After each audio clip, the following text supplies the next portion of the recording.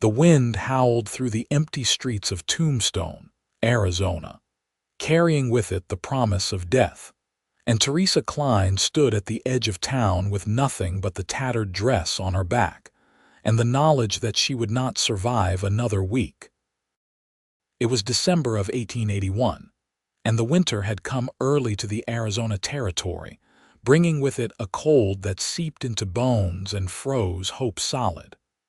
Teresa wrapped her arms around herself, feeling the sharp bite of wind cut through the thin fabric of her dress.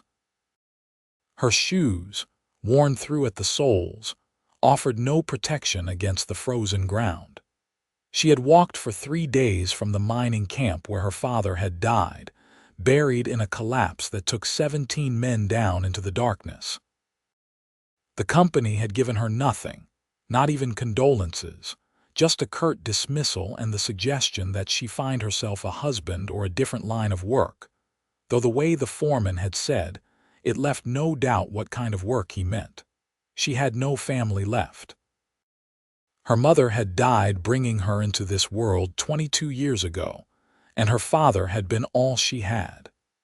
They had moved from camp to camp, him chasing the promise of silver and gold, her cooking and washing for the miners to help make ends meet. She had saved nearly $40 over the years, hidden in a small leather pouch she kept close to her heart. It was supposed to be enough to start fresh somewhere, maybe open a small boarding house or a restaurant in a proper town.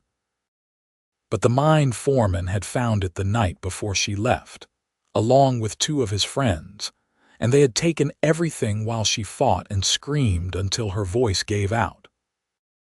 Now she stood in Tombstone with nothing, watching the sun sink low behind the buildings, painting the sky in shades of orange and red that reminded her of fire. The cold would be worse tonight.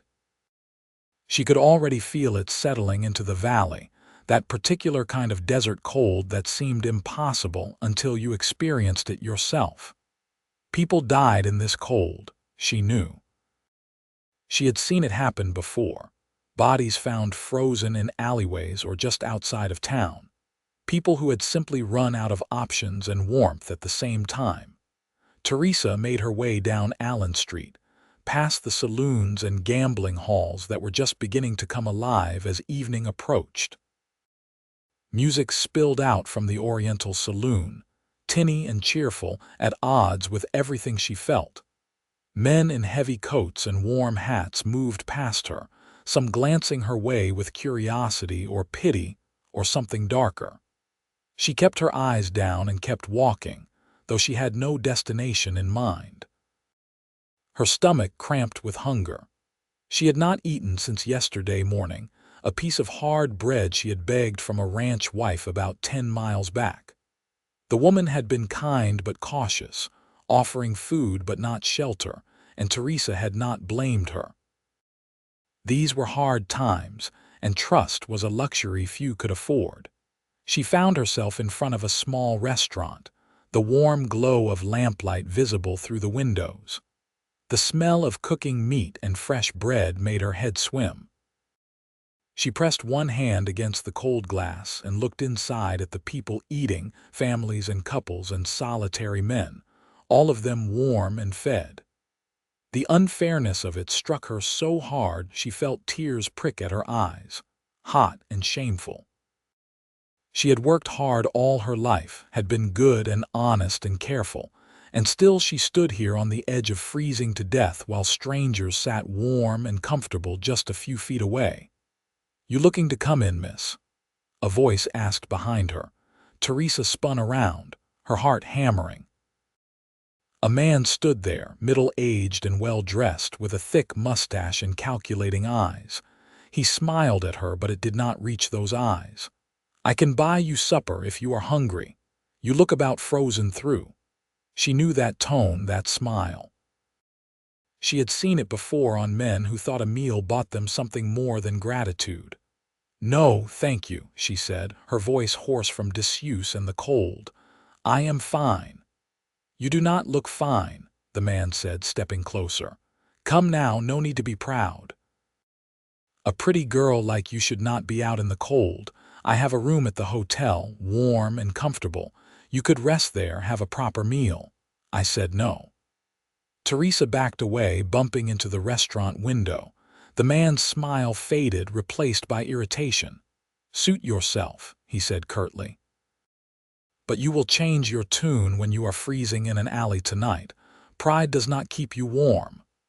He walked away, and Teresa felt her legs begin to shake. He was right, she knew. Pride would not keep her warm. Nothing would keep her warm tonight except finding shelter, and she had no money to pay for it. She could try the churches, but she had passed one on her way into town, and it had been dark, locked up tight. Maybe there were charitable societies, women's groups that helped people like her, but she did not know where to find them, and night was falling fast. She walked for another hour, aimless and desperate, as the temperature continued to drop. Her feet had gone numb, which she supposed was a mercy because at least they did not hurt anymore. Her hands were tucked under her arms, trying to preserve what warmth she could, but she could feel herself fading, thoughts becoming sluggish and scattered. She found herself on the outskirts of town, where the buildings gave way to open land and scattered homesteads. The wind was worse here, nothing to break it, and she stumbled as a particularly strong gust nearly knocked her down. That was when she saw the light. It came from a small cabin set back from the road, smoke rising from the chimney in a steady stream that spoke of a good fire and warmth. The cabin was simple but well-maintained, with a small barn nearby and a corral where she could just make out the shapes of horses moving in the darkness. A lantern hung beside the door, swaying slightly in the wind, casting dancing shadows across the porch. Teresa stopped walking and stared at that light like it was the star the wise men had followed.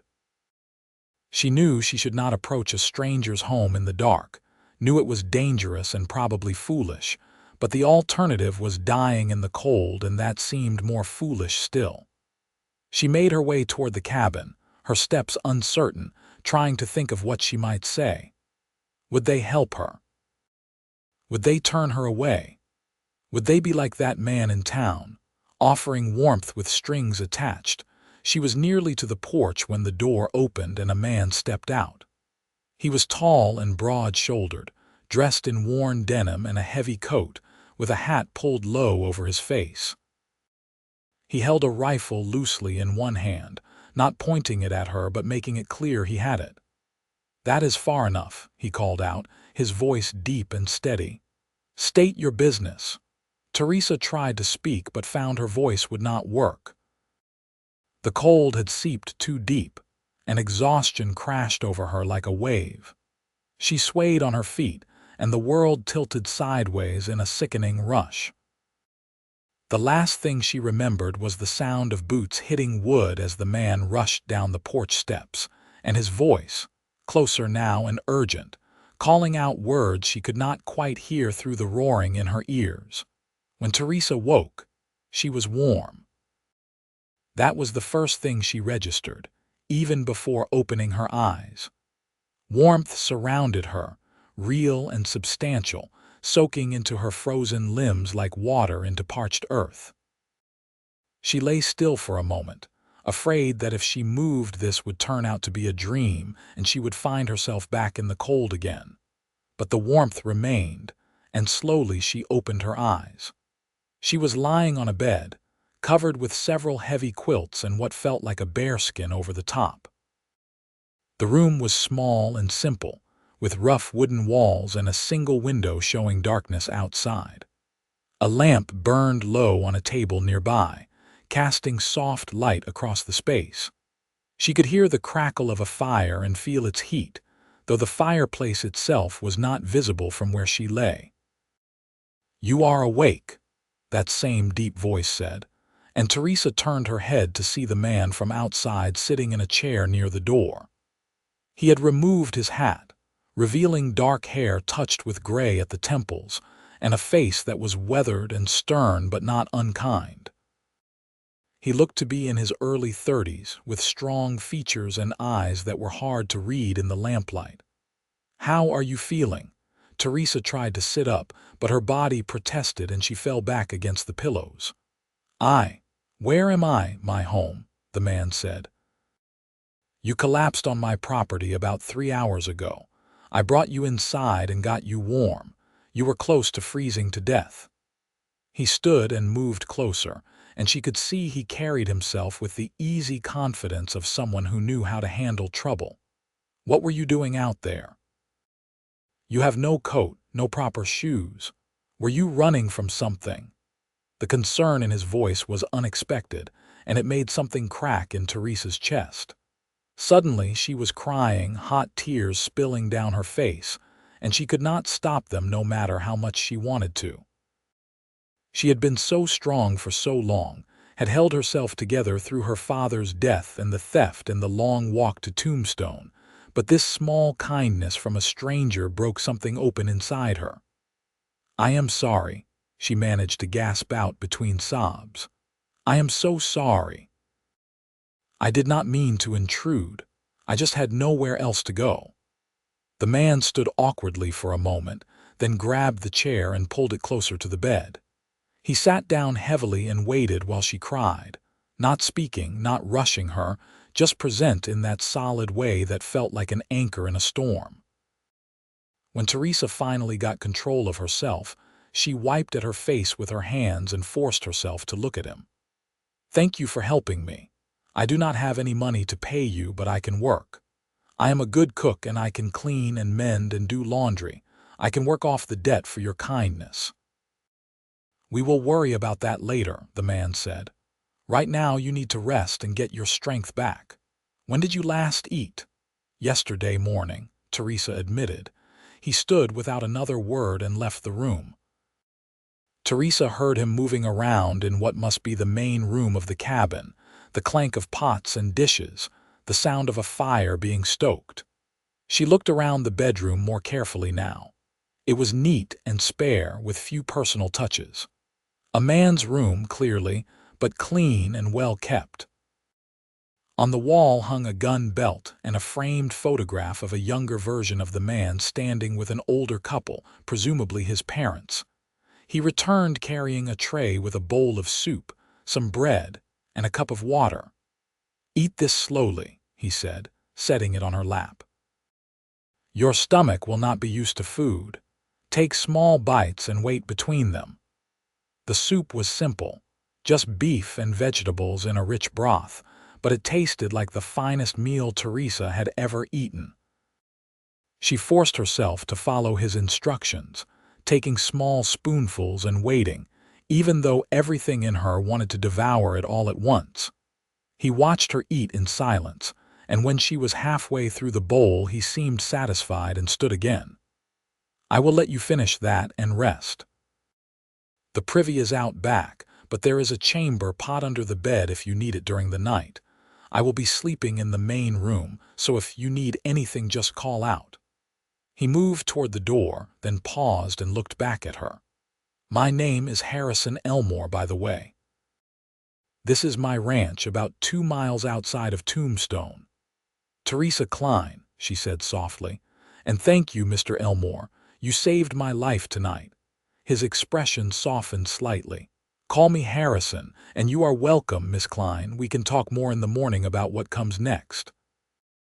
For tonight, just rest and get warm." He left, closing the door most of the way but not completely, and Teresa finished her soup slowly, savoring every drop. When she was done, exhaustion pulled at her again, but this time it was the natural tiredness of a body that had been through too much, not the dangerous exhaustion of cold and hunger.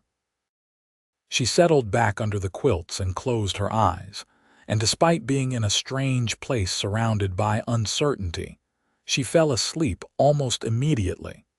She woke to sunlight streaming through the window and the smell of coffee and bacon. For a moment she was disoriented, unsure where she was, and then memory returned. She sat up carefully and found that someone, Harrison presumably, had left a basin of water on the table along with a cloth and a bar of soap.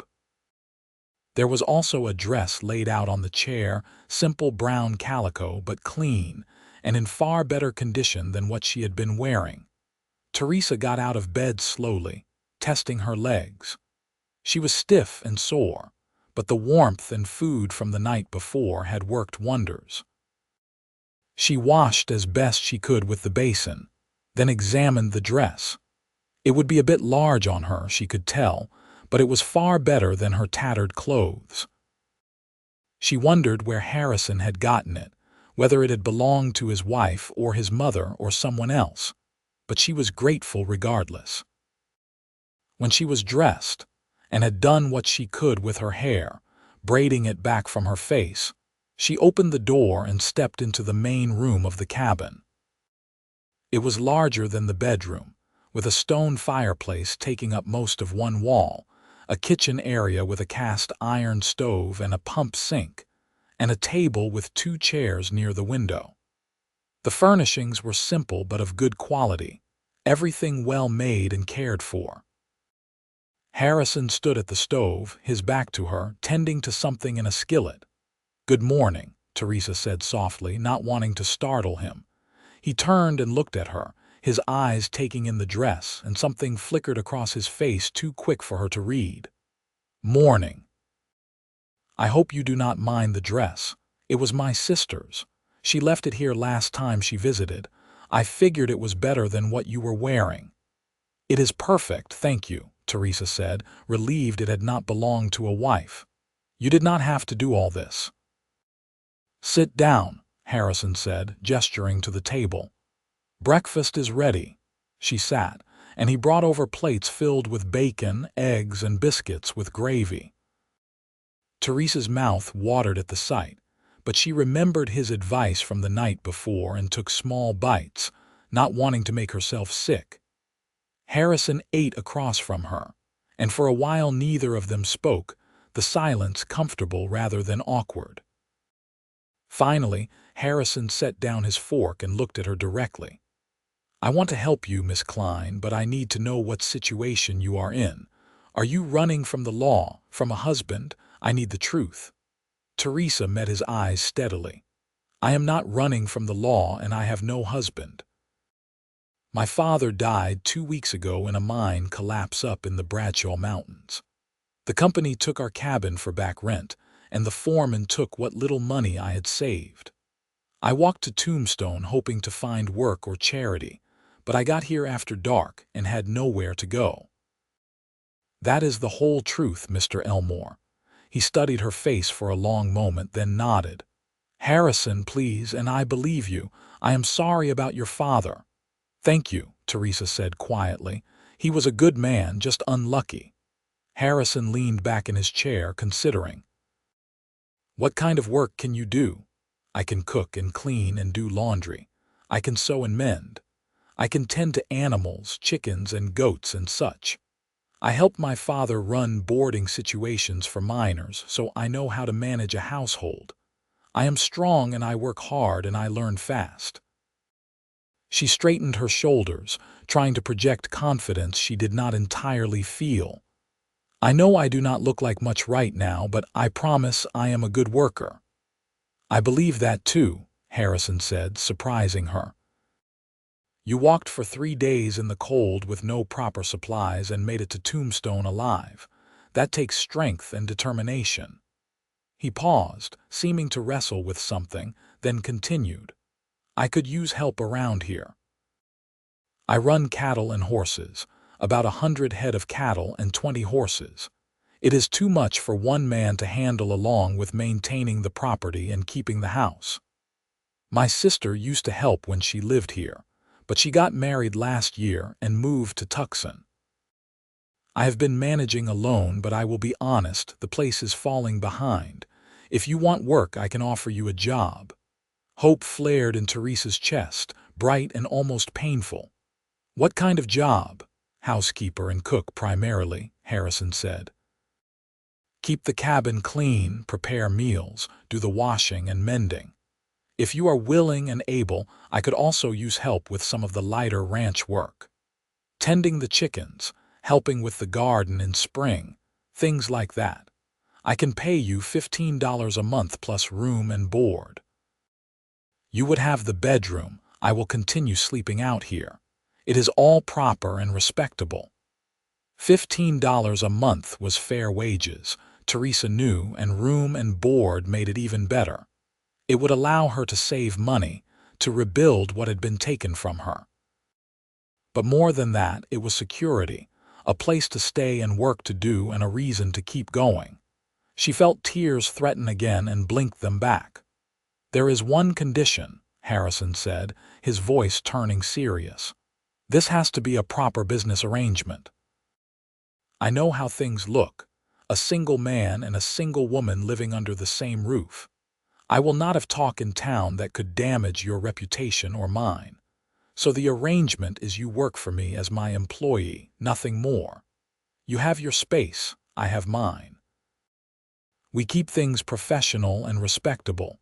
Is that understood?" "Completely," Teresa said quickly. "I appreciate your concern for my reputation, Harrison, and I promise I will work hard for you. You will not regret helping me." He smiled then, a real smile that transformed his stern face into something warmer. "I do not think I will. Now, finish your breakfast and then I will show you around the place so you know what you are working with." Teresa ate while Harrison told her about the ranch. He had bought the land 3 years ago with money saved from his time working as a cowboy on larger spreads. He had built the cabin himself with help from his father and brother, had slowly acquired cattle and horses, had worked himself nearly to exhaustion trying to make the place succeed. She could hear the pride in his voice when he talked about the ranch, and also the exhaustion, the weight of trying to do too much alone. When they finished eating, he gave her a coat that had also belonged to his sister, and a pair of boots that were too large but workable with extra socks. Then he took her outside into the bright December morning. The cold was still sharp, but in the daylight with proper clothes and food in her belly, it felt manageable rather than deadly. The ranch was more extensive than she had realized in the dark. Beyond the cabin and barn there were several corrals, a chicken coop, a smokehouse, and a root cellar. Harrison walked her through everything, pointing out where supplies were kept, showing her the pump and the well, explaining his routines and expectations. He was thorough and patient, answering her questions without irritation, and Teresa found herself relaxing around him in a way she had not expected. "The cattle are out on the range right now," Harrison explained as they stood by one of the corrals, watching his horses move about in the cool morning air. "I will need to ride out later to check on them. Winter is the dangerous time, especially if we get a bad cold snap. Lost 3 head last year to the cold, and I cannot afford to lose more this year." "Is this unusual, the cold?" Teresa asked. "I thought Arizona was supposed to be warm." Harrison shook his head. "The valleys and deserts are warm, but we are at elevation here. Tombstone sits at about 4,500 feet. We get snow most winters, sometimes quite a bit, and the nights can be brutal." He looked at her with concern. "You are lucky you found your way here when you did. Another hour or two out there and you would not have made it." Teresa shivered despite the coat, remembering how close she had come. "I know. I kept thinking I should stop and curl up somewhere to preserve warmth, but something kept pushing me forward. I saw your light and it seemed like a miracle." "Hope lives here if you will walk inside," Harrison said softly, almost to himself. "That is what my mother used to say about this place when we were building it. She said any home with love and purpose in it is a place where hope lives, and anyone who needs it just has to be brave enough to walk inside." Something in the way he said it, the gentleness in his voice, made Teresa look at him more closely. In the daylight, she could see the lines around his eyes, marks of hard work and sun and worry. But she could also see kindness there, a fundamental decency that seemed rare in her experience. This was a man who had carried a freezing stranger into his home without hesitation, who had given up his bed and his privacy to help someone in need, who spoke of hope like it was something real and tangible. "Your mother sounds like a wise woman," Teresa said. "She is," Harrison agreed. "She and my father have a place about 20 miles south of here. I should take you to meet them sometime once you are settled in. My mother will want to make sure I am treating you properly." He said it with a slight smile, affectionate and warm. They spent the rest of the morning with Teresa learning the rhythms of the ranch. Harrison showed her how he liked things organized in the cabin, where supplies were kept, how the stove worked for cooking. She took mental notes of everything, already planning how she could make things more efficient, easier. By midday she was exhausted again, still recovering from her ordeal, and Harrison noticed. "You should rest this afternoon," he said. "You have been through a lot and you need time to recover. We can start your actual work duties tomorrow." But Teresa shook her head. "If you do not mind, I would rather start today. I feel better when I am working, when I am being useful. Could I make supper tonight? I would like to show you that you made a good decision hiring me." Harrison looked like he wanted to argue, but something in her expression must have convinced him. "All right, if you are sure. I need to ride out and check the cattle, so I will be gone most of the afternoon. There is beef in the cold box and vegetables in the root cellar. Make whatever you like." He left shortly after, riding out on a beautiful bay gelding, and Teresa set to work. First she explored the cabin more thoroughly, taking stock of what supplies Harrison had and how he had been managing. It was clear he was a capable man who had been doing his best, but it was also clear he needed help. Clothes needed mending, the floor needed a proper scrubbing, the windows could use washing, and the overall organization could be vastly improved. She decided to focus on supper first, wanting to prove her worth. In the root cellar she found potatoes, carrots, onions, and turnips, all stored properly for winter. In the cold box there was a good-sized piece of beef, and she also found dried beans and flour and other staples in the kitchen.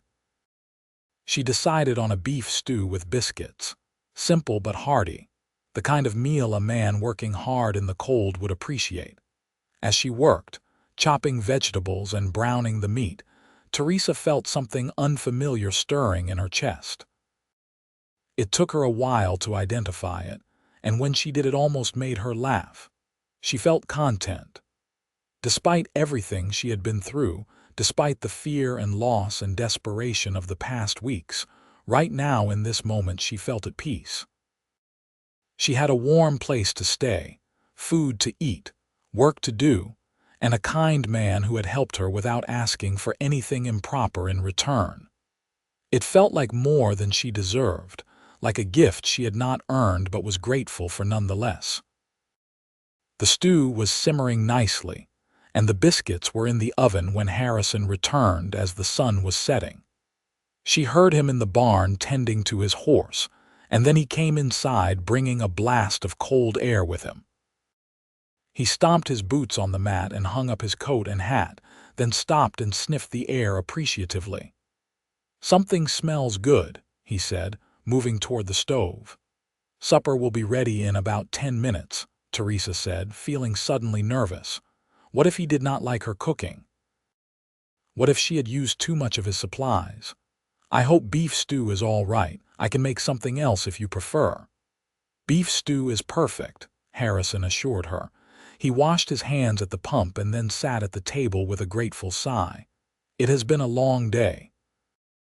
2 of the cows had gotten themselves stuck in a ravine and I had to get them out. Stubborn creatures. Teresa served the stew with fresh biscuits and butter and watched anxiously as Harrison took his first bite. His eyes widened slightly and he looked up at her with surprise. "This is excellent." "Really excellent, Teresa." She felt a flush of pleasure at the praise. "Thank you. It is nothing fancy, but my father always said I had a gift for making simple food taste good." "Your father was right," Harrison said, and proceeded to eat with obvious enjoyment. They fell into a pattern over the next few days. Harrison would rise early and tend to the animals while Teresa made breakfast. They would eat together, discussing the day's work, and then Harrison would ride out to check on the cattle or work on ranch projects while Teresa managed the house. She cooked and cleaned and mended, and slowly the cabin began to transform under her care. It became warmer somehow, more lived in, with small touches that made it feel like a home rather than just a place where a man slept between work days. They talked during meals, at first just surface things about work and the ranch, but gradually going deeper. Teresa learned that Harrison had been married once, briefly, to a woman who had died of fever less than a year after their wedding. That had been 5 years ago, and he had not courted anyone since, throwing himself into building the ranch instead. She learned that he had served briefly as a deputy in Tombstone when he first arrived in the territory, but had decided law work was not for him. He preferred working with animals and land, things that were straightforward and honest. Harrison, in turn, learned about Teresa's childhood moving from camp to camp, about her mother dying young and her father raising her alone. He learned about her dreams of someday having stability, a real home that did not depend on the whims of mining companies and the luck of strikes.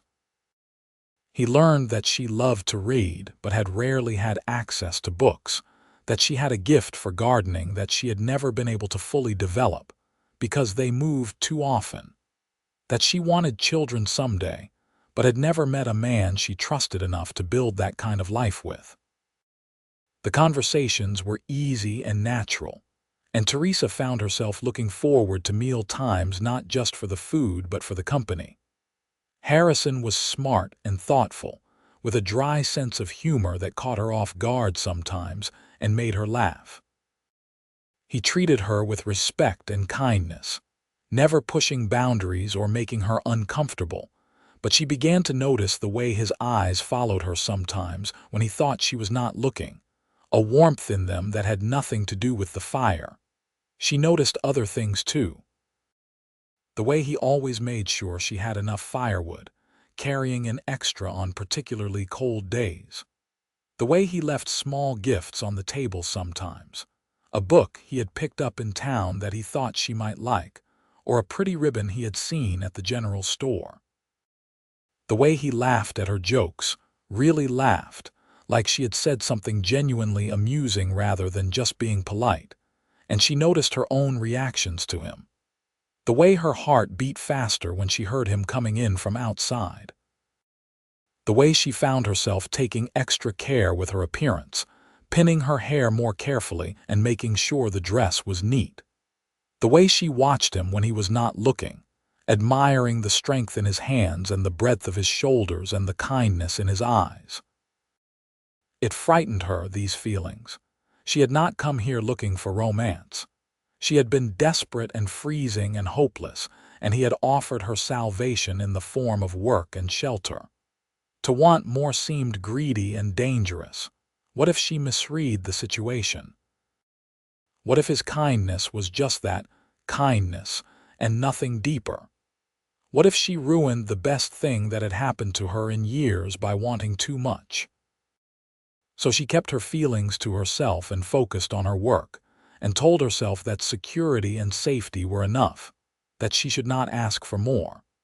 But then came Christmas Eve, and everything changed. Teresa had been working for Harrison for 3 weeks by then, and the cabin was transformed. It gleamed with cleanliness, windows sparkling and floors swept, and every surface free of dust. She had reorganized the kitchen for efficiency, had mended all of Harrison's clothes and made new curtains for the windows from fabric she found in a trunk. The pantry was well stocked and organized, and she had even managed to make some preserves from dried fruit, laying them by for winter use. Harrison had praised her work effusively and had insisted on giving her an extra $5 as a bonus for her efforts. But more than the physical improvements, the cabin felt different.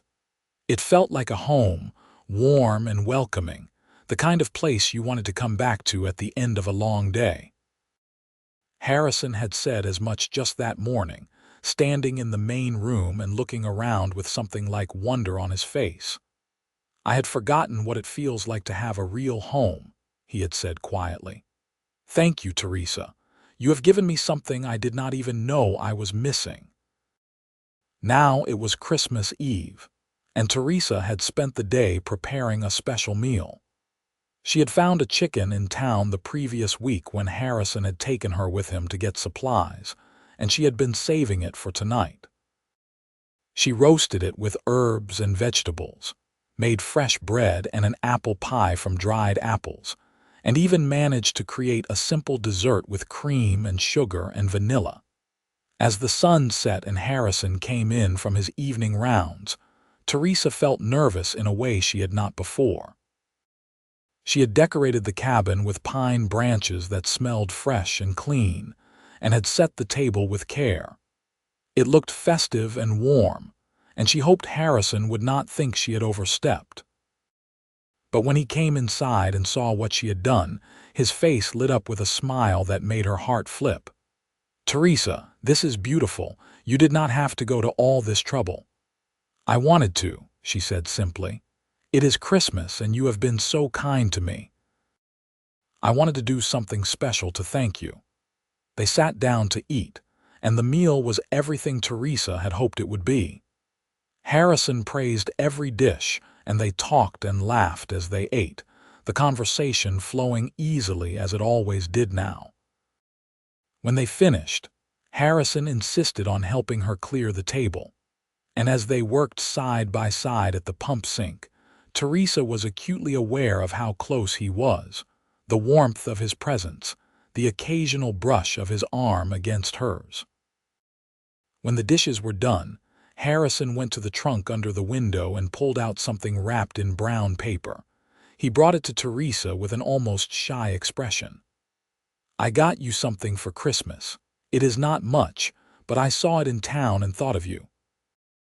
Teresa unwrapped the package with trembling fingers and found inside a beautiful shawl, soft wool in a deep blue color that would go perfectly with her dress.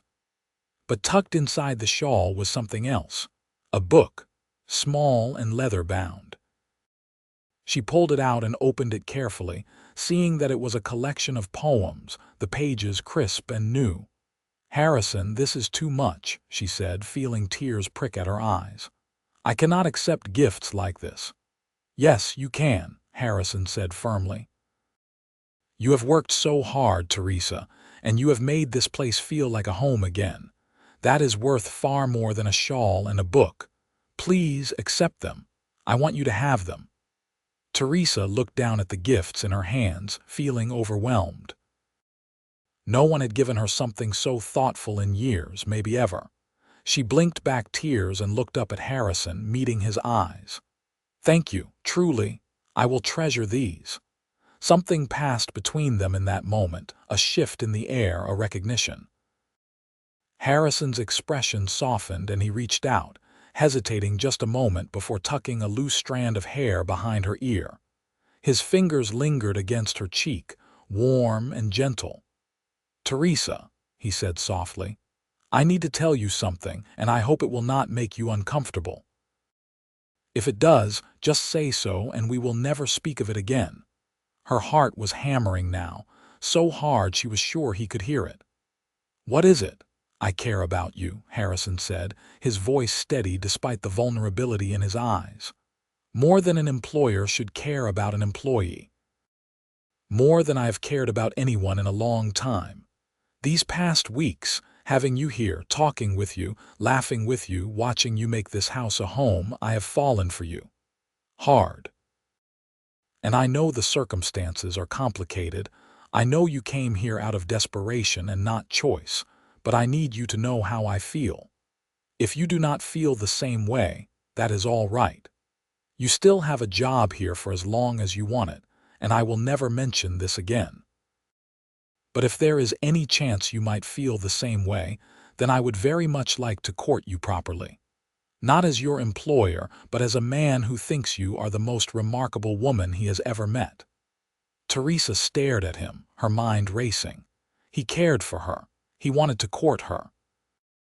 The man who had saved her life, who had given her hope when she had none left, who had been kind and respectful and generous, he had feelings for her. And she realized with sudden clarity that she had feelings for him too, had probably been falling for him since that first night when he had carried her inside and given her warmth and safety without asking for anything in return. "I feel the same way," she whispered, and watched joy bloom across Harrison's face. "I have been so afraid to admit it, afraid I was imagining things or being foolish, but I care about you too, Harrison. So much." He let out a breath he seemed to have been holding and cupped her face in both hands. "Can I kiss you?" "Yes," Teresa breathed, and then his lips were on hers, gentle and warm and perfect. The kiss was sweet and careful, respectful even in its passion, and when they broke apart they were both smiling. Harrison rested his forehead against hers and laughed softly. "I have wanted to do that for 2 weeks now." "Only 2 weeks," Teresa teased. "I have wanted you to do it for at least 3. He kissed her again, longer this time, and Teresa felt like she was melting into him. When they finally separated, both of them breathing hard, Harrison pulled her to sit on the bench near the fire. He kept her hand in his, their fingers intertwined, as if afraid to let go. "I want to do this right," Harrison said seriously.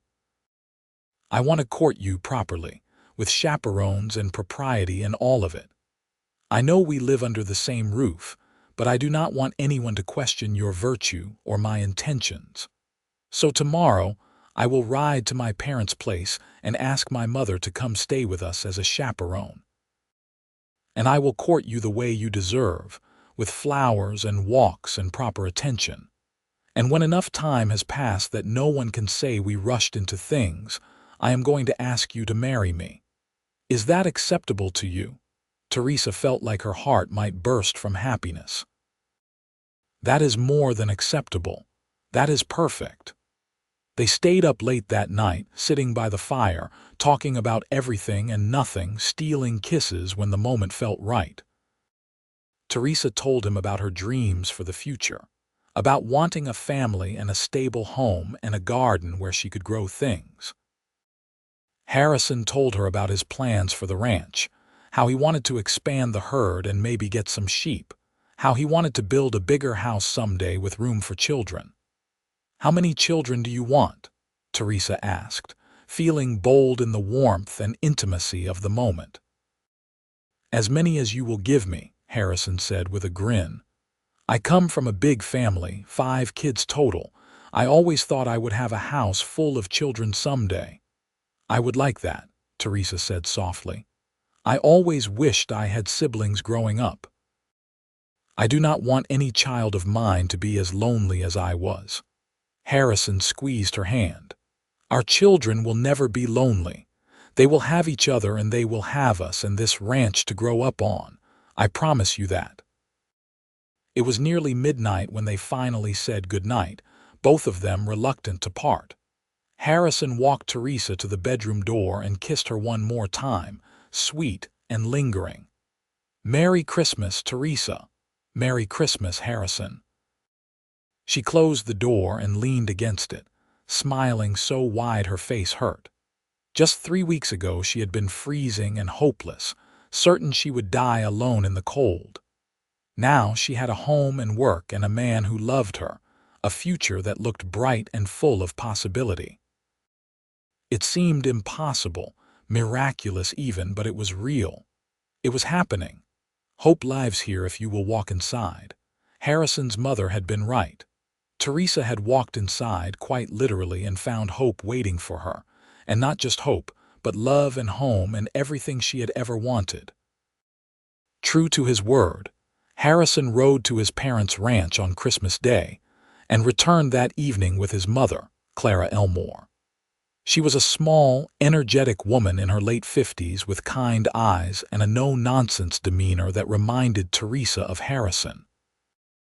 She looked Teresa over carefully when they were introduced, but her expression was warm rather than judgmental. "So you are the young woman my son has been telling me about," Clara said, taking Teresa's hands in hers. "He said you were special, and I can see he was not exaggerating." "Welcome, my dear. I am happy to meet you." "Thank you, Mrs. Elmore," Teresa said, feeling nervous despite the warm welcome. "I appreciate you coming to stay with us." Clara waved a hand dismissively. "Please call me Clara, and it is no trouble at all." Truth be told, I am happy to see Harrison taking an interest in someone again. He has been alone too long, throwing himself into this ranch and ignoring everything else. A man needs more than work to be happy.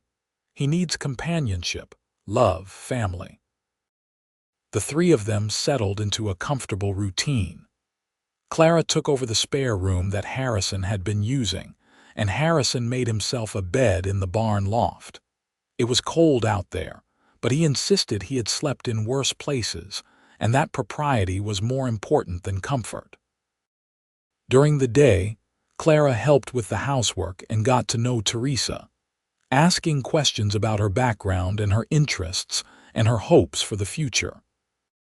Teresa had been worried that Clara might disapprove of her, a woman with no family and no prospects who had shown up at her son's door half frozen, but Clara seemed to have no such concerns. Instead, she treated Teresa with the warmth and acceptance of a mother, and Teresa found herself drawn to the older woman's combination of practicality and kindness. "Harrison tells me you have been through quite a lot," Clara said one afternoon as they were working together in the kitchen, preparing bread for baking. "Losing your father and everything you had, that takes strength to overcome to keep going." "I did not have much choice," Teresa said quietly. "It was keep going or give up, and giving up felt like letting my father down. He always told me I was stronger than I knew." Clara looked at her with understanding. "He was right, clearly. But you know, there is strength in accepting help too. Some people are too proud to accept kindness when they need it most. You were not. You walked through that door when you needed hope, and now you are building something new. That is wisdom as much as strength." The words settled into Teresa's heart, easing something she had not realized was still hurting. She had felt shame about arriving at Harrison's cabin so desperate and needy, but Clara was right. There had been wisdom in seeking help, in choosing hope over pride. Harrison courted her properly over the weeks that followed. He brought her flowers, wildflowers he found growing in sheltered spots despite the winter cold. He took her on walks around the ranch, always with Clara chaperoning at a discreet distance. He talked to her about his dreams and listened to hers with genuine interest. He held her hand when Clara was not looking and stole kisses when they had a moment alone. They went to church in Tombstone on Sundays, the three of them riding in together, and Harrison introduced Teresa to people as a friend of the family who was staying with them. It was technically true, and it protected her reputation while allowing her to become part of the community. People were friendly, curious but not prying, and Teresa began to feel like she belonged somewhere for the first time in years. January turned to February, and the worst of the winter began to ease. There were still cold days, still nights when frost painted the windows in elaborate patterns, but the sun grew stronger and the days grew longer. The ranch work picked up as calving season approached, and Teresa helped where she could, learning from Harrison how to care for newborn calves and tend to the mothers.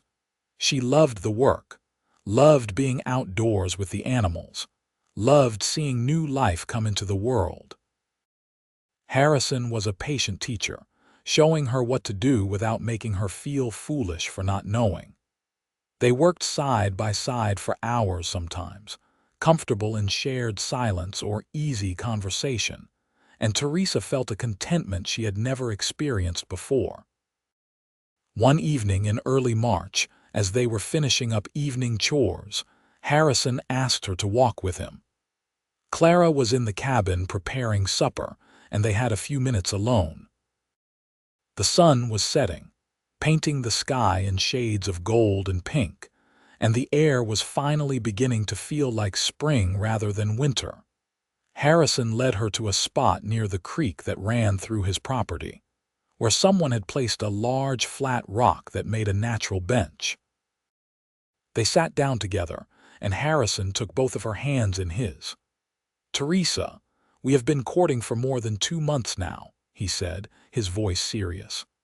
"I know that is not very long by some standards, but I am a man who knows his own mind. I knew I wanted you in my life from the moment you opened your eyes in my bed and looked at me with such gratitude and strength. Every day since then has only confirmed what I already knew." Teresa's heart began to race. She had a feeling she knew where this was going, and anticipation thrilled through her. Harrison reached into his pocket and pulled out a small box. He opened it to reveal a simple gold band with a small blue stone set in it. "This was my grandmother's ring. My mother gave it to me when I told her I planned to propose to you. It is not fancy or expensive, but it has been in my family for 3 generations, and it represents commitment and love and building a life together. Teresa Kline, will you marry me? Will you stay here with me and build this ranch into something great and fill this house with children and laughter? Will you be my wife and my partner and the love of my life?" Tears streamed down Teresa's face, happy tears this time, pure joy. "Yes," she said, her voice breaking with emotion. "Yes, Harrison, I will marry you. I love you so much." He slipped the ring onto her finger and it fit perfectly, as if it had been meant for her all along. Then he pulled her into his arms and kissed her deeply, and Teresa kissed him back with all the love and gratitude and hope she felt. When they broke apart, both of them were crying and laughing at the same time. "I love you too," Harrison said, pressing his forehead to hers. "I will spend every day of my life making sure you never regret saying yes." "I could never regret it," Teresa promised. "You saved my life, Harrison. You gave me hope when I had none left, and now you are giving me a future I never dared to dream about. How could I ever regret that?" They returned to the cabin hand in hand, and when Clara saw the ring on Teresa's finger, she let out a whoop of joy and pulled them both into a tight hug. "Finally." "I was wondering how long you were going to take, Harrison. I swear you move slower than molasses sometimes." "I wanted to do it right, Ma," Harrison protested, but he was grinning. "Well, you did," Clara assured him. She turned to Teresa and cupped her face gently. "Welcome to the family, my dear. I am so happy to call you my daughter." That night they celebrated with a special dinner and talked about wedding plans. They decided on a small ceremony in late April, giving them time to make preparations but not waiting so long that it felt excessive. Clara offered to help with everything, from making Teresa's dress to arranging for the minister and organizing a small reception. "Nothing too fancy," Teresa said. "I do not need a big wedding. I just want to be married to Harrison." "That is all that matters," Harrison agreed, squeezing her hand under the table. "But you deserve a nice day, Teresa. Let us give you that much at least." The next few weeks passed in a blur of activity and happiness. Teresa worked on her dress with Clara's help. A simple but beautiful gown of cream-colored fabric with delicate embroidery at the collar and cuffs. Harrison spent his free time making improvements to the cabin, adding shelves and storage, repairing things that had been neglected, getting everything ready for their married life together. Word spread through the community that Harrison Elmore was getting married, and people responded with genuine happiness. Several neighboring ranchers and their wives came by to meet Teresa and offer congratulations. The minister who would perform the ceremony, a kind older man named Reverend Thompson, visited to discuss the service and talk to them about the responsibilities of marriage. He seemed pleased with what he saw, commenting that they clearly cared for each other and had built their relationship on mutual respect and genuine affection. As the wedding approached, Teresa found herself thinking about how much her life had changed in just a few short months. She had gone from having nothing and no one, from nearly freezing to death alone, to having a home and a family and a man who loved her. She had found work that satisfied her and a community that accepted her. She had found hope exactly where Harrison had promised it lived, inside these walls with him. The night before the wedding, Clara moved back to her own ranch so that Harrison could spend his last night as a single man in the cabin, while Teresa stayed with Clara. As they lay in the guest room at the Elmore family ranch, Clara talked to Teresa about marriage, offering gentle advice about partnership and compromise and maintaining love through hard times. "Marriage is not always easy," Clara said honestly. "There will be days when you are frustrated with each other, when money is tight or the work is hard or things just go wrong. But if you face those challenges together, if you remember that you are on the same side, then you will get through them. Harrison is a good man, Teresa. He will make mistakes because all humans do, but his heart is true and his intentions are good. Love him, support him, be honest with him, and you will have a good marriage." "I will," Teresa promised. "Thank you, Clara, for accepting me, for helping us, for being so kind. I never knew my own mother, but if I had, I would have wanted her to be like you." Clara's eyes filled with tears and she pulled Teresa into a hug. "You are the daughter of my heart now, Teresa, and I could not be happier about that." The wedding day dawned clear and beautiful, the sky a brilliant blue and the temperature mild and perfect. The ceremony was held at the small church in Tombstone, with about 30 people in attendance, friends and neighbors and Harrison's family. Teresa wore her cream dress with her hair pinned up and adorned with small white flowers that Clara had somehow found. She carried a simple bouquet of wildflowers that matched the ones in her hair. As she walked down the short aisle toward where Harrison stood waiting, Teresa felt like she was floating. He looked so handsome in his clean pressed suit, his hair neatly combed, his eyes locked on her with such love and awe that she felt beautiful despite her simple dress and lack of jewelry. When she reached him and took his hand, he whispered, "You are stunning," and she knew he meant it.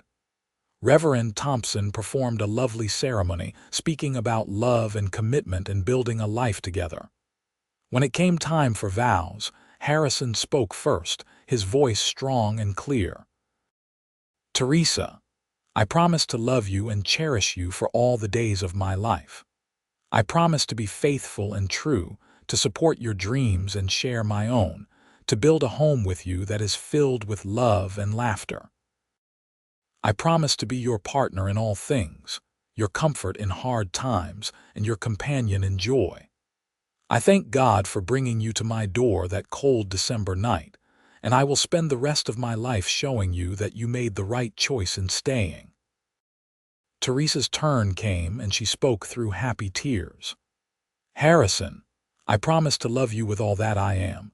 I promise to be faithful and honest, to work beside you and support you in all you do. I promise to make our house a home, to fill it with warmth and love and all the things that make life worth living. You gave me hope when I had none left, and I will spend every day being grateful for your kindness and returning it with all the love in my heart. I am yours, completely and forever."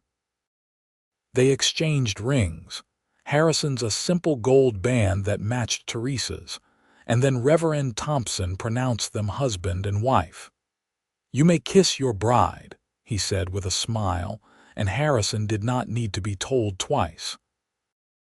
He pulled Teresa close and kissed her with a passion that made several people in the congregation laugh and cheer. The reception was held at the ranch, with tables set up outside in the warm spring air and food prepared by several of the neighbor women who had insisted on contributing. There was music and dancing and laughter, and Teresa found herself surrounded by well-wishers offering congratulations and blessings. Clara hugged her tightly and whispered, "Welcome to the family, officially." And Harrison's father, a tall, quiet man who clearly adored his wife and children, told her solemnly that he was glad Harrison had finally found happiness again. As the sun began to set and guests started to leave, Harrison pulled Teresa away from the crowd and they walked together toward the cabin that was now truly theirs, their home. They stood on the porch and looked out at the ranch, at the land they would work together and the life they would build. "Are you happy?" Harrison asked softly, pulling her close. "Happier than I ever knew I could be," Teresa answered honestly. She turned in his arms to face him. "Thank you for seeing me that night, Harrison. Thank you for not turning me away. Thank you for giving me a chance at this life." "Thank you for being brave enough to walk through that door," Harrison said, echoing his mother's words from months before. "Thank you for bringing hope and love and light into my life. I was existing before you came, Teresa, just going through the motions. But now I am living again, really living, and it is all because of you." He kissed her tenderly and then swept her up into his arms, making her laugh with surprise. "What are you doing, carrying my bride over the threshold?" Harrison said with a grin. "It is tradition." He carried her inside the cabin, their home, and kicked the door closed behind them. The fire was burning in the hearth, casting warm light over everything, and someone, probably Clara, had left flowers on the table and fresh linens on the bed. It was perfect, intimate and welcoming, a sanctuary for their new life together. Harrison set Teresa down gently and cupped her face in his hands. "I love you, Mrs. Elmore." "I love you too, Mr. Elmore," Teresa whispered. And then words became unnecessary as they came together in love and passion and promise. The years that followed were good ones, filled with the kind of happiness that comes from hard work and deep love and building something meaningful together. The ranch prospered under their joint efforts, the cattle herd growing, and the horse operation becoming known throughout the territory for quality stock. Teresa's organizational skills and Harrison's knowledge of ranching combined to create something greater than either of them could have accomplished alone. 15 months after their wedding, Teresa gave birth to their first child, a son they named Henry James Elmore. He was healthy and loud, with Harrison's dark hair and Teresa's blue eyes, and both of them fell completely in love with him the moment he arrived. Harrison was a devoted father, gentle and patient, teaching Henry about the ranch as he grew, holding him for hours when he was fussy, changing diapers without complaint. 2 years later came their daughter, Emma Grace, with blonde hair like Teresa's mother had supposedly had and Harrison's brown eyes. She was a quieter baby than Henry had been, but just as beloved. Teresa loved being a mother, loved watching her children grow and learn and explore the world around them. The cabin had been expanded by then, with 2 additional rooms built on for the growing family, but it still felt cozy and warm, filled with the sounds of children laughing and playing. Another son, Thomas, came 3 years after Emma, and then a daughter, Lily, 2 years after that.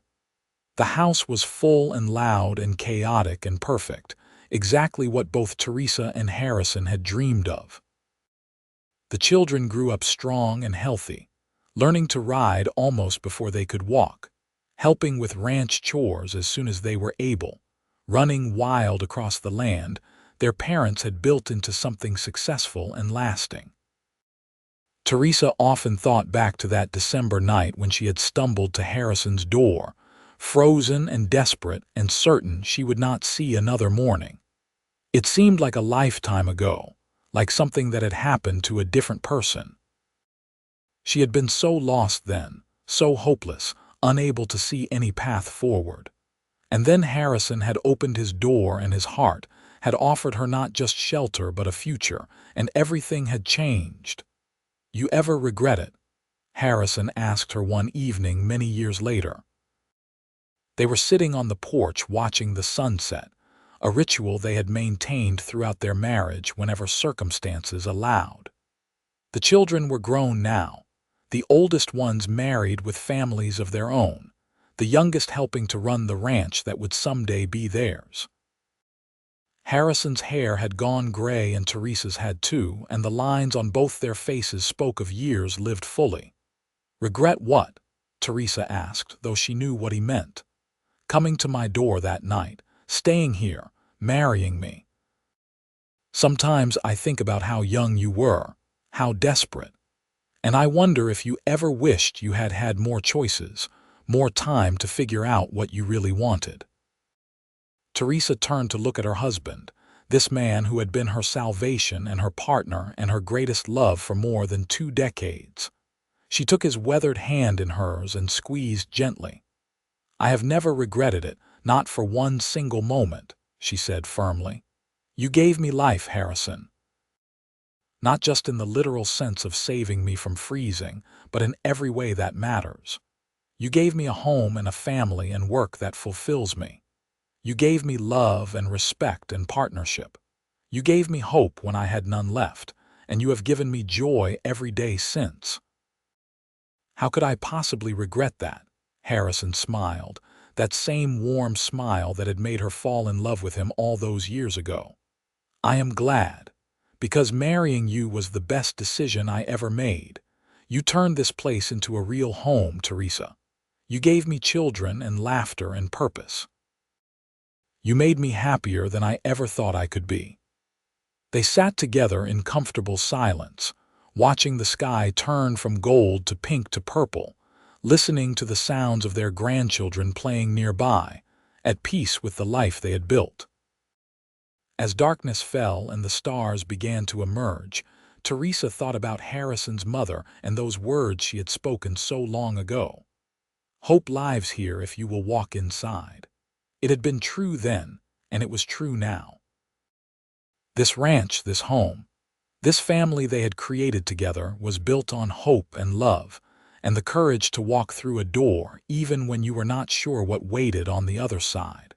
She had walked inside that December night with nothing to offer but desperation and determination. And Harrison had welcomed her anyway, had seen past the frozen stranger on his porch to the woman underneath, the partner he needed, the love he deserved. Together they had built something beautiful and lasting, a legacy that would continue through their children and their children's children. "Come on," Harrison said, standing and offering her his hand. "Let us go inside. It is getting cold and I want to hold you by the fire." Teresa took his hand and let him pull her to her feet, following him into the warm cabin that had been their sanctuary for so many years.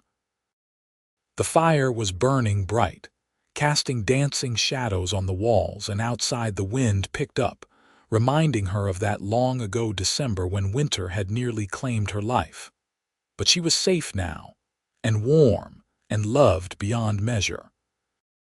She had walked inside when hope called to her, and she had found everything she had ever dreamed of and more.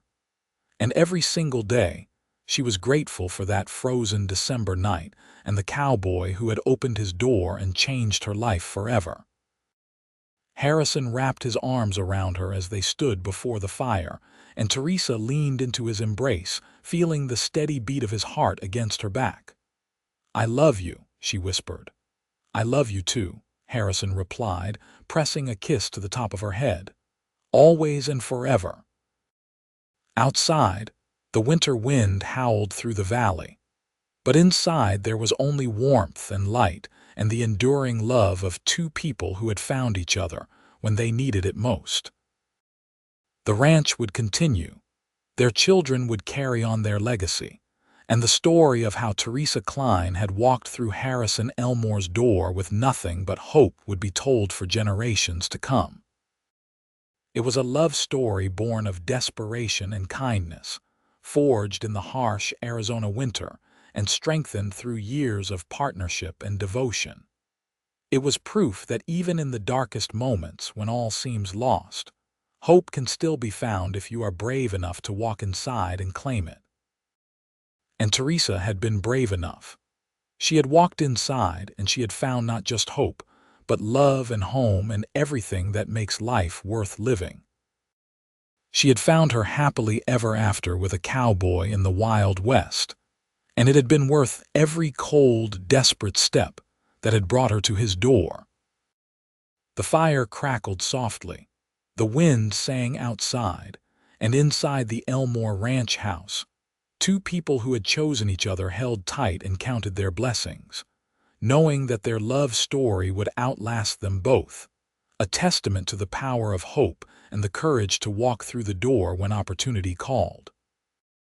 And they lived fully and well and deeply in love for all the days of their lives. Their story a reminder that sometimes salvation comes in the form of a light in the darkness, and a cowboy who says the words you need most to hear. Hope lives here if you will walk inside. Years continued to pass in their predictable yet beautiful rhythm. The ranch expanded further as Harrison and Teresa's sons took on more responsibility, building their own cabins on the property while remaining part of the family operation. Henry, their eldest, married a schoolteacher from Tucson named Mary, and they had 3 children of their own who ran wild across the same land their father had explored as a boy. Emma married a neighboring rancher's son, a good man named Daniel who reminded Teresa of Harrison in all the best ways. Thomas chose to stay single longer, focusing his energy on breeding horses, developing a reputation throughout the territory for his skill. And Lily, their youngest, surprised everyone by becoming interested in medicine, traveling to San Francisco to study nursing before returning home to serve the community. The cabin that had once housed just Harrison had grown into a compound of sorts, with the main house expanded multiple times and additional structures dotting the property. But that original main room, where Teresa had first woken up warm and safe, remained at the heart of everything. Harrison refused to change it significantly, insisting that it held too many important memories to alter. "This is where our life together truly began," he would say whenever Teresa suggested modernizing anything in that space. "This is where I carried you that night, where we had our first real conversation, where I proposed to you. This room is sacred ground as far as I am concerned." Teresa understood and appreciated his sentimentality. She felt the same connection to that space, could still remember with perfect clarity how it had looked that first morning when she opened her eyes expecting to find herself dead or dying, only to discover warmth and safety instead. On their 20th wedding anniversary, Harrison surprised her with a gift that made her cry. He had commissioned a local artist to paint a scene from memory, working from Harrison's detailed descriptions. The painting showed the cabin as it had looked that December night, with snow just beginning to fall and a single light burning in the window. In the foreground, barely visible in the gathering darkness, was the figure of a woman approaching, her dress tattered and her posture speaking of exhaustion and desperation. "So we never forget," Harrison said as Teresa stared at the painting through her tears. "So we always remember how precious what we have is, how easily it might never have happened. You could have walked past in the darkness. I might not have seen you in time. Any number of things could have kept us from finding each other. But they did not, and I want us to always remember that miracle."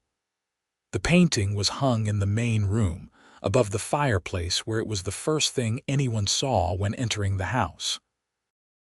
Guests often asked about it, and Teresa would tell the story of that winter night, of her desperation and Harrison's kindness, of the hope she found when she walked through his door. The story became family legend, told and retold to children and grandchildren, a reminder that sometimes the darkest moments lead to the brightest futures. Teresa's garden, which she had dreamed about during those early conversations with Harrison, had become reality beyond anything she had imagined. What started as a small vegetable patch had grown into an extensive operation that supplied not just their family, but contributed to the community. She had a gift for growing things, patience and intuition combining to create abundance even in the harsh Arizona environment. She developed techniques for water conservation and pest control that other ranchers came to learn about, and she spent countless happy hours working in the soil, watching things grow and flourish under her care. Harrison often joined her in the garden during the evenings, both of them working side by side in comfortable silence or easy conversation, just as they did with everything else.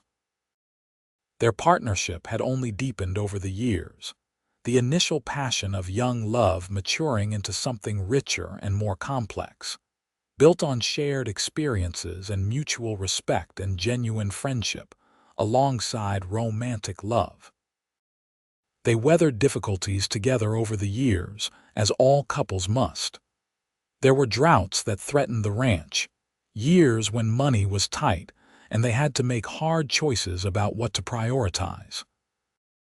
There was the fever that swept through the territory when the children were young, terrifying weeks when Emma and Thomas both fell ill, and Teresa and Harrison took turns sitting up with them through endless nights, praying they would recover. They did, eventually, but those were dark days that tested their faith and strength. There were also conflicts between them, disagreements about how to run the ranch or raise the children or handle various situations. But they had learned early in their marriage how to fight fair, how to express their feelings without attacking each other, how to find compromise and remember they were on the same team. Clara's advice about always being on the same side had proven invaluable, and they returned to it again and again when tensions rose. "We are partners," Harrison would remind her during difficult conversations.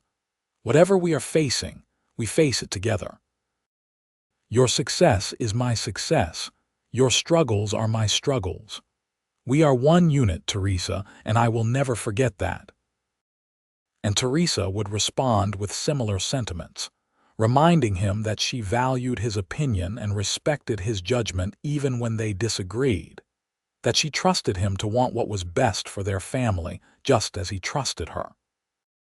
This mutual respect and commitment to partnership became the foundation not just of their marriage but of how they ran the ranch and raised their children.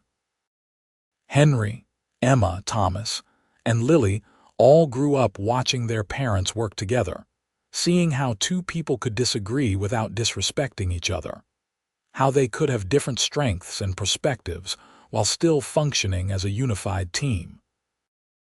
The lessons their children learned from watching their parents' marriage would influence their own relationships and families for generations to come.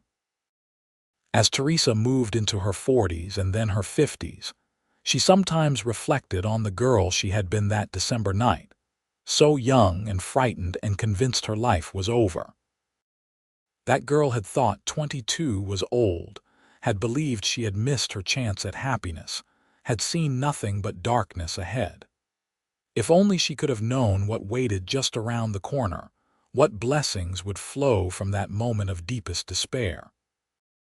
"You should write it down," Lily suggested one afternoon when she was visiting from town, where she now worked at the small hospital that had been established. "Your story, yours and Papa's. It is too important to rely on just oral tradition." Write it down so that your great-grandchildren and their children will know exactly how it happened." Teresa considered this seriously. She had never thought of herself as a writer, but she had kept journals over the years, recording the daily life of the ranch and the growth of her children. Perhaps it would not be so difficult to craft those memories into something more formal, a narrative that captured not just the facts but the feelings of that time. She began working on it that winter, sitting at the table in the main room with paper and pen, trying to find words adequate to describe what she had experienced. It was harder than she expected, bringing up emotions she had long since processed and moved past. She found herself crying sometimes as she wrote about her father's death and the theft of her savings, about walking through the cold certain she would not survive, about seeing Harrison's light like a beacon in the darkness. Harrison found her one evening with tears streaming down her face, staring at the pages spread before her. He came to her immediately, kneeling beside her chair and taking her hands. "What is wrong? Why are you crying?" "I am writing about that night," Teresa explained, gesturing to the papers. "About how desperate I was, how close I came to just lying down in the snow and giving up. And I am crying because I am so grateful I did not. Because if I had given up, I would have missed all of this. You, our children, this life we built.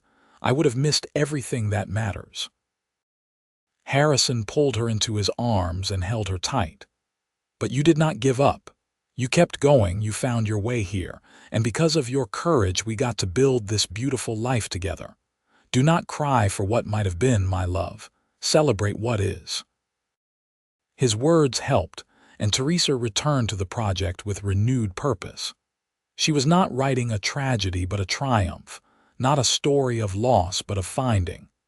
That perspective shift made all the difference, and the narrative flowed more easily after that. She wrote about Harrison's kindness, about falling in love with him gradually, and then all at once, about the joy of their wedding and the birth of their children, and all the thousand small moments that had woven together to create their shared life. When she finished, several months later, she had produced a manuscript of nearly 100 pages. She gave it first to Harrison to read, nervous about his reaction. He took it to his favorite chair by the fire and read it straight through without stopping, while Teresa busied herself with other tasks, unable to sit still while he consumed her words. When he finished, his eyes were red and his expression soft with emotion. "This is beautiful, Teresa. You captured everything exactly as it was. Our children and grandchildren will treasure this." He paused, then added quietly, "I had forgotten some of the details, how I felt that first night when I saw you approaching in the dark, how terrified I was when you collapsed." Reading it brought it all back so vividly.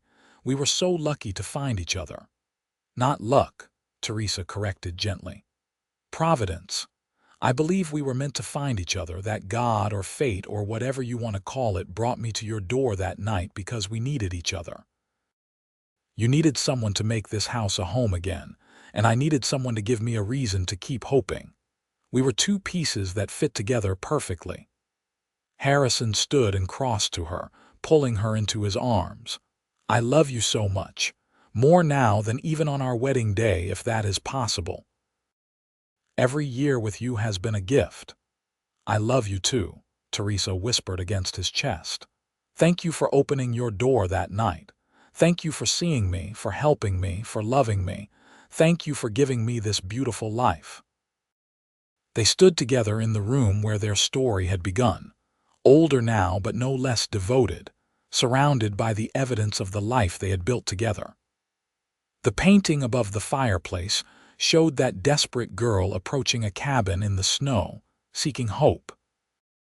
And here they stood decades later, living proof that hope, once found, could blossom into something extraordinary. The manuscript was copied carefully and given to each of their children, who read it with tears and smiles and a deeper understanding of their parents' love story.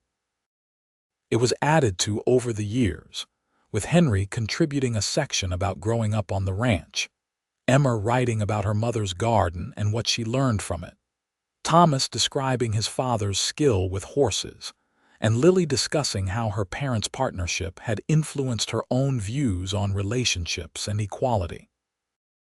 The Elmore family story became something of a local legend in Tombstone and the surrounding area.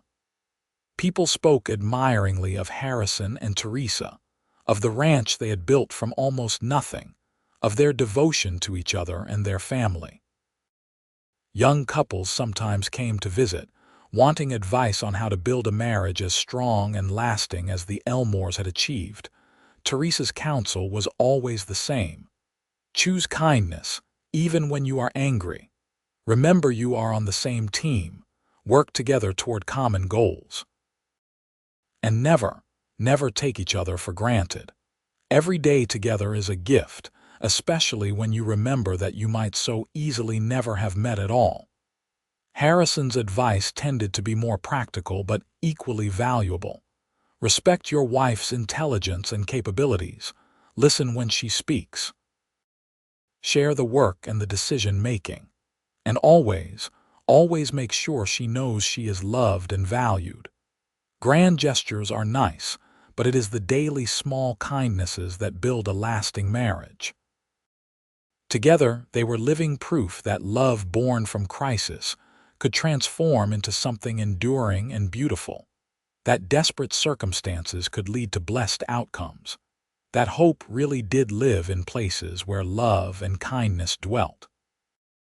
As they moved into their 60s, both Harrison and Teresa remained active in ranch operations, though they gradually shifted more responsibility to their children.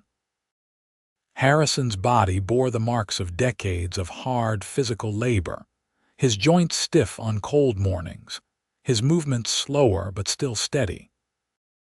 Teresa's hands showed the effects of years of work, but they remained skilled and capable, still tending her garden and preparing meals for the family gatherings that occurred with comfortable regularity.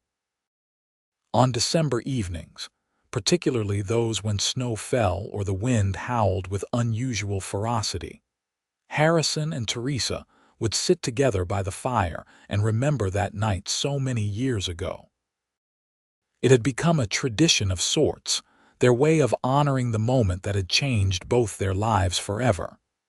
"You think she knew?" Teresa asked one such evening, referring to Harrison's mother and her words about hope living where love dwelt. "Do you think she somehow knew that someone would come needing exactly what you had to offer?" Harrison considered this, staring into the flames. "I think she understood that a home built on love and purpose naturally becomes a refuge for those who need it. She and my father always took in people who needed help, strays and wanderers and folks down on their luck. She knew that is what homes are for, not just sheltering the people who live there but being a light for others who are lost in darkness." "She was right," Teresa said softly. "Hope does live here. It always has from that first night to now. Our children know they can always come home. Our grandchildren know this is a safe place. And I hope generations from now this ranch will still be a place where hope lives for anyone who needs it." "It will be," Harrison assured her. "Because you and I built it to be that. We created something that will outlast us, Teresa. A legacy of love and hope and family that will continue long after we are gone." It was a comforting thought, the idea that their love story would ripple forward through time, influencing people they would never meet, providing an example of what was possible when kindness met courage, when hope met opportunity. They lived many more good years together, Harrison and Teresa, watching their grandchildren grow and begin to have children of their own, seeing the ranch continue to prosper under the management of Henry and Thomas working in partnership. Emma's children showed aptitude for ranching and often visited to learn from their grandfather, while Lily's work at the hospital made the entire family proud. Harrison passed first, quietly in his sleep at the age of 78, with Teresa beside him as she had been for more than 30 years of marriage. His death was peaceful, the natural end of a life well lived, but it left a hole in Teresa's heart that nothing could fill. She mourned him deeply, missing his presence in every aspect of her daily life, from the empty chair at breakfast to the cold half of the bed at night. But she did not despair, because she carried with her the certainty that they would be reunited. She had faith that death was not an ending but a transition, and that the love they had shared would transcend the physical separation. And in the meantime, she had their children and grandchildren and great-grandchildren, all of them living proof of the life she and Harrison had created together. She lived another 12 years after Harrison's death, remaining active and engaged despite her advanced age. She still tended a small portion of her garden, still gathered the family for Sunday dinners, still told stories about the old days to any child who would listen. The great-grandchildren called her Grandma Teresa, or sometimes, affectionately, Grandma Hope, a nickname that began when one of them heard the story about Hope living where love dwelt and decided it fit perfectly. Teresa died peacefully at age 90, surrounded by family, in the cabin where she had first found warmth and safety so many decades before. Her last words were about Harrison, asking if he was there waiting for her, reaching out toward something the others could not see. And then she was gone, slipping away as quietly and gently as Harrison had, ready to be reunited with the love of her life. The funeral was held at the ranch, with what seemed like half of Tombstone and the surrounding area attending to pay respects to a woman who had touched so many lives. The Elmore children and grandchildren stood together, grief-stricken but grateful, knowing that Teresa had lived a full and beautiful life, that she had died surrounded by love, that her legacy would continue through them and their children and the generations yet to come.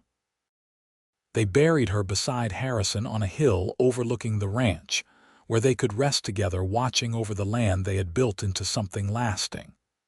The stone marked their names and dates, but also carried an inscription chosen by their children. Hope lives here, together forever. The ranch continued after their deaths, passed down through the family as Harrison and Teresa had always intended. The main cabin was preserved carefully, that original room where their story had begun maintained almost exactly as it had been, a shrine to their love and the miracle of that December night. Family members took turns living there, considering it an honor to sleep in the room where Grandma Teresa had first been saved, to sit by the fire where Grandpa Harrison had proposed, to walk through spaces made sacred by the love that had flourished there. The painting above the fireplace remained, showing that desperate girl approaching through the snow, a permanent reminder of how everything had started. New generations heard the story, children and grandchildren and great-grandchildren learning about their ancestors' love story, about courage and kindness, and the power of hope. Some of those descendants carried forward Teresa's gift for growing things, expanding the garden into a commercial operation that supplied produce throughout the region. Others inherited Harrison's skill with animals, becoming known for breeding quality horses and cattle.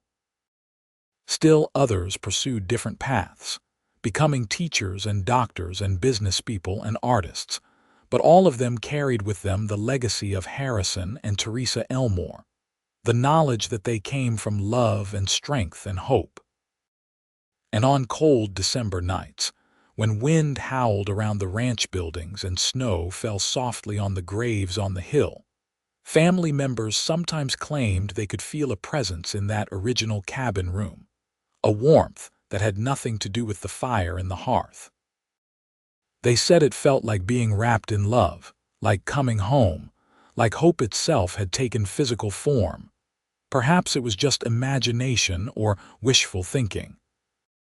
Or perhaps the love between Harrison and Teresa Elmore had been so strong, so pure, so genuine that it had soaked into the very walls of the place where they had built their life together, creating a permanent sanctuary for anyone who needed it. Either way, the story endured, passed down through generations, a testament to the truth that hope really does live where love dwells, and that sometimes the darkest moments precede the brightest blessings, and that a single act of kindness can change not just one life but create ripples that extend forward through time, touching people who will never know the source but will benefit from it nonetheless. And in the end, that is what mattered most. Not the hardships they had overcome or the wealth they had accumulated or the respect they had earned, but simply the fact that they had loved each other well and truly, had built a life together that mattered, had created a legacy of hope that would outlive them both and continue blessing others long after their names were forgotten by all but their own descendants. Hope lives here if you will walk inside. Teresa had walked inside, and she had found everything she had ever needed and more than she had dared to dream. And that, in the end, was the greatest gift of all.